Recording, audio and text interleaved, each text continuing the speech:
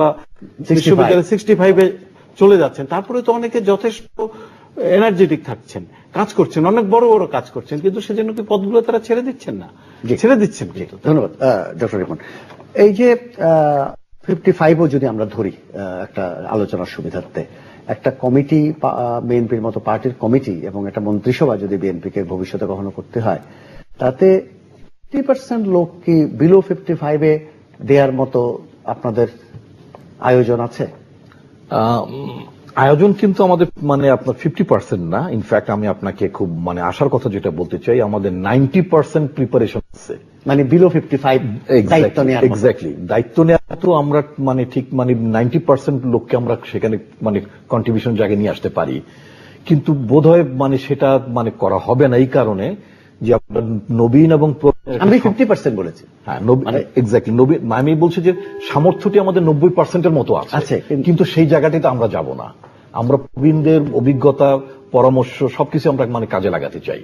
আমি আপনার একটা ছোট্ট একটা উদাহরণ টানতে চাই। গত রাতে আমি যেহেতু পার্টির আন্তর্জাতিক বিষয়ক সম্পাদক, কোন একটি গুরুত্বপূর্ণ রাষ্ট্রের ঢাকাস্থ দূতাবাসে একজন ঊর্ধ্বতন কর্মকর্তা আমাকে ফোন করলেন যে বিএনপির সম্ভাব্য পরবর্তী অর্থমন্ত্রী কে হতে পারেন। আমি বললাম কি এটা কি এখনই খুব উপযুক্ত সময় উত্তর দেওয়ার জন্য? তখন বললেন যে না, বিষয়টা হচ্ছে যে আমরা এই সরকারের সাথে অর্থনৈতিক যে নেগোসিয়েশন গুলো করবো, প্রকল্পগুলো করবো না কেন, আমরা এই বর্তমান সরকারের সাথে আমরা বিরোধী দলকে কগনিজেন্স নিয়ে করতে চাই, তাদের সাথে আমরা প্যারালালি আলাপ আলোচনাগুলো করতে চাই। খুব সুন্দর চিন্তা, খুব সুন্দর চিন্তা। তো এই কারণে তাতে করে আমার যেটা মনে হয়েছে যে বাংলাদেশে এই যে বিদেশি রাষ্ট্রগুলো, আমি বিদেশি রাষ্ট্র নির্ভর। আমি ফোনটা একটু কাইন্ডলি নিয়ে নিই। অনেক হ্যালো হ্যালো, আসসালামু আলাইকুম। ওয়ালাইকুম সালাম। আমি বাগেরহাট থেকে মোহাম্মদ জিনাত আলী। জি আলী সাহেব বলুন। এই যে তরুণ নেতৃত্বের যে বিষয়টা বলা হচ্ছে, এর থেকে কি আমাদের রাজনীতিবিদদের যে চিন্তা চেতনার যে পরিবর্তন, যে অন্য দল কি বললো সেটা নিয়ে গেছে, কিন্তু সামগ্রিকভাবে দেশের উন্নতি কি, দেশের সঠিক কি, এটা কি বোঝা দরকার কি না? জি জি, ধন্যবাদ আপনার বক্তব্য। ডক্টর রিপন যেটা বলছিলেন, একজন ডিপ্লোমেট কি বলছিল। রাইট। তো সেক্ষেত্রে আমি যে দেখেন আমাদের পার্টির মধ্যে ইতিমধ্যে যে চিন্তা ভাবনা হয়েছে যে আমাদের পার্টি চেয়ারপারসনের জন্য আপনার কনসালটেটিভ কমিটি করা হয়েছে। সে consultative committee on education, on foreign affairs, on environment, নানা বিষয়ে কাজ করছেন আমাদের দলের নেতৃবৃন্দ এবং অন্যান্য যারা থিঙ্ক ট্যাঙ্কের লোকজন যারা আছেন তারা কাজ করছেন। অর্থাৎ আমি বলতে চাচ্ছি যে আমাদের বিদেশি বন্ধুরা, তারা যদি আমি বিদেশি বন্ধু নির্ভর আমি মনে করি আমার নেতা জিয়াউর রহমান যেটা মনে করতেন, জনগণই হচ্ছে রাজনীতির শক্তি, কিন্তু তারপর বিদেশি শক্তিরাও কিন্তু অনুমান করে নিয়েছেন যে বিএনপি ভবিষ্যতে আবার পাওয়ার কন্টেন্ডার। তো আমি ইমিডিয়েটলি অর্থমন্ত্রী কে হবেন, ইমিডিয়েটলি পররাষ্ট্রমন্ত্রী কে হবেন, এটা আমাদের দেশে ঠিক মন্ত্রিসভার যে ব্যবস্থা না থাকার কারণে ওদেরকে খুঁজতে হচ্ছে। কিন্তু বিএনপিতে কিন্তু এই ধরনের সম্ভাবনাময় আপনার নেতৃত্ব কাজ করছেন, আপনার খুব প্রকাশ্যে কাজ করছেন না, বাট কাজ হচ্ছে। জি জি, ধন্যবাদ। একটা কথা শব্দের কমেন্ট আপনার চাচ্ছি। আপনি বলছেন যে 90% বিলো 55 তৈরি আছে এবং ক্যাবিনেটে আসার মতো। আচ্ছা, ধরেন আমরা যদি দেখি যে বিএনপি ভবিষ্যতে নতুন যে কমিটি করছে তার দলের সেন্ট্রাল কমিটি, এবং যদি বিএনপি জনগণের ভোটে ক্ষমতায় আসতে পারে ভবিষ্যতে, সেই ক্যাবিনেটে যদি 50% বেশি বিলো 55 লোক না যায়, তাহলে কি আমরা ধরে নেব যে বেগম খালেদা জিয়া যে তরুণ নেতৃত্বের কথা বলছেন সেটা একান্তই কথার কথা? না, যাবে কারণে যে সেটা একটা প্রস্তুতি, যদি না যায়, যদি না যায়, না যাওয়ার কোনো কারণ নাই। আমি আপনাকে যেটা বলি, এই গত কয়েকদিন আগেই, এই 3 থেকে 4 দিন আগে আমাদের পার্টি চেয়ারপারসন উনি আমাদের একটি রাজনৈতিক প্রশিক্ষণ কেন্দ্রের উদ্বোধন করে যাবে, একটা প্রস্তুতি আমাদের চলছে এবং প্রস্তুতিটা আমরা খুব সিরিয়াসলি নিচ্ছি, এবং আপনি আশা করছেন যে 50%-এরও বেশি তরুণরাই স্থান পাবে। জি, ধন্যবাদ। জনাব রণ, আরেকটা কথা বলি, আমরা তরুণদের প্রতি খুব গুরুত্ব দিচ্ছি, তো তরুণ তো অবশ্যই স্বাগত জানাতে হবে, কিন্তু তারুণ্য এবং ক্লিন ইমেজ দুটো কি গুরুত্বপূর্ণ নয়? ক্লিন ইমেজ ব্যাপারটা সম্পর্কে অবশ্যই আমরা কি শুধু তরুণ হলে চলবে না, ক্লিন ইমেজ? মোটেই না। তাহলে তারেক রহমানের ইমেজ তো আমার বিবেচনা খুব ভালো ছিল না, বরং তার চেয়ে তার মার ইমেজ অনেক বেটার ছিল। যাই হোক, যখন তিনি, আমি শুধু তারেক রহমানের কথা বলছি না, যে তরুণকে আমি সামনে আনবো তার একটা সমাজে বিশ্বাসযোগ্যতা এবং ক্লিন ইমেজ থাকতে হবে, এটা কতটা জরুরি? অবশ্যই, এটি তো প্রথম বিষয়। একজনের বয়স 40 কিন্তু সে দুর্নীতিবাজ বলে পরিচিত, আর একজনের বয়স 70 কিন্তু তিনি শ্রদ্ধেয় ব্যক্তি হিসাবে, তাই তো পার্থক্য থাকবে না? অবশ্যই ওইটাও বিবেচনা আনতে হবে, ওইটাই প্রধান, ওইটাই অনেক বড়।